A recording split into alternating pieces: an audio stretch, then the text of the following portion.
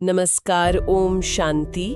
बहुत बहुत स्वागत और अभिनंदन आप सभी का 14 मार्च 1982 की अव्यक्त मुरली चिट चैट में। ओम शांति। तो आज प्यारे शिव बाबा ने देश विदेश की सैर का उसका समाचार सुनाया और खास डबल विदेशी बच्चों से मुलाकात भी की जी। तो चलिए बाबा के दिल की बातों को, उनके विश्व के प्रति जो चिंता है और बच्चों के लिए जो स्नेह है उसको महसूस करने की कोशिश करते हैं। बिल्कुल। बाबा ने जब सृष्टि की परिक्रमा की तो एक बहुत ही दिलचस्प तस्वीर सामने आई।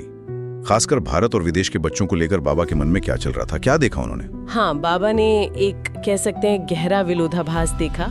एक तरफ भारतवासी जिनके पास मतलब रूहानियत का इतना बड़ा खजाना है, वो जैसे बाहरी चमक दमक में विदेशी अल्पकाल के सुखों की नकल में अपनी असली पहचान, अपनी रूहानी शक्ति को जैसे अब भूल रहे हैं। और वहीं दूसरी तरफ देखें, दूर देशों में बैठे बच्चे जिनके पास शायद सब कुछ है भौतिक रूप से, वो भारत की सच्ची रूहानियत की तलाश में, आंतरिक शांति, असलियत, इसकी खोज में खींचे चले आ रहे हैं। ये तो सचमुच उल्टी गंगा बहने वाली बात हो गई। बिल्कुल बिल्कुल, ये बाबा ने देखा और ये हमें सोचने पे मजबूर करता है। और ये बात भी थोड़ी सोचने वाली है कि बाबा को आबू निवासियों पर जो इतने नजदीक हैं उन पर तरस आया। हाँ। कि वो बाप को ठीक से परख नहीं पा रहे, जबकि दूर बैठे विदेशी बच्चों की लगन और क्या कहते हैं, परख शक्ति तेज है जी।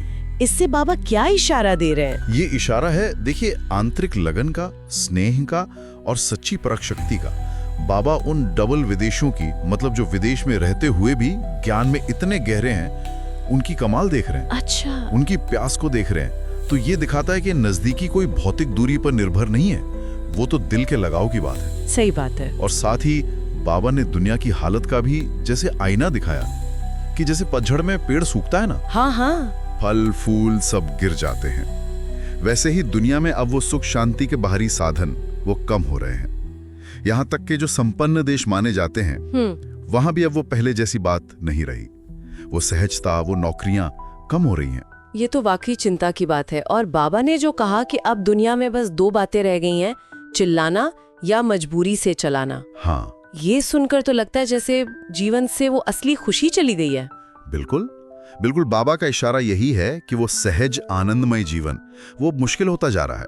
लोग या तो अपनी मुश्किलों पर चिल्ला रहे हैं, शिकायतें कर रहे हैं, या फिर बस बिना किसी उमंग उत्साह के जैसे तैसे बस गाड़ी खींच रहे हैं। हाँ, मजबूरी में जीवन की गाड़ी खींच रहे हैं। तो ऐसे थके हुए निराश विश्व को बाबा कहते हैं प्राप्ति के पंख लगाकर उड़ाने की जरूरत है। प्राप्ति के पंख, वाह। और ये पंख वही दे सकता है जो खुद उड़ती कला में हो। सिर्फ धीरे धीरे चढ़ने वाला नहीं, बल्कि हल्का, शक्तिशाली, तेज उड़ने वाला। बाबा ने कहा टीचर अर्थात उड़ती कला वाला।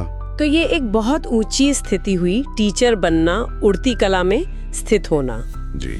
बाबा हमें इस स्थिति में स्थित होकर विश्व सेवा के लिए तैयार कर रहे हैं। और ये भी बताया कि दुनिया में जो ये मंथन चल रहा है अब क्या होगा। हाँ, ये जो हलचल है, इससे जल्द ही प्रत्यक्षता का मक्खन निकलेगा। हाँ, जैसे मंथन से मक्खन आता है ना, वैसे ही इस वैश्विक उथल पुथल और खोज के बाद बाप के यानी परमपिता परमात्मा शिव की प्रत्यक्षता होगी। अच्छा। और इसीलिए बाबा ने मुलाकात में बच्चों को हमेशा सर्व प्राप्ति, संपन्न, संतुष्ट और खुश रहने की प्रेरणा दी।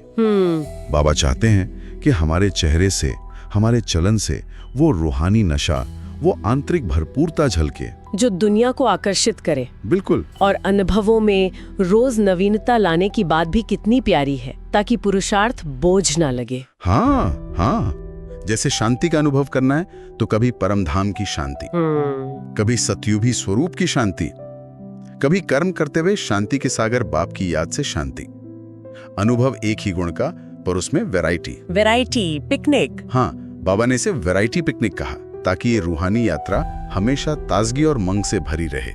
और साथ में व्यवहारिक बातें भी बताई, जैसे पुरुषार्थ में अगर मुश्किल आए तो सहयोग लो। हाँ, मदद लो। बाबा की टचिंग को पहचानो, वो शक्तिशाली होगी, सहज सफलता दिलाएगी, स्पष्ट होगी, उसमें कोई संशय नहीं होगा। तो सार यही है कि प्यारे बाबा हमें दुनिया की असली हालत दिखाते हुए अपनी सबसे ऊंची स्थिति, उड़ती कला, उसमें स्थित होने के लिए कह रहे हैं। जी। रोज के अभ्यास में रूहानी अनुभवों की नवीनता भरने और सदा भरपूर और प्रसन्न चित्त रहकर विश्व सेवा करने का आह्वान कर रहे हैं। बाबा की श्रीमत में कितना प्यार है और कितनी ऊंची मंजिल का इशारा है। सचमुच। और यहाँ एक गहरी बात सोचने के लिए रह जाती है ना, कि हम अपने रोज के पुरुषार्थ में वो नवीनता की चाबी कैसे इस्तेमाल करें। हाँ। कैसे हर दिन बाबा से मिलन और उनकी याद को इतना ताजा और शक्तिशाली बनाए।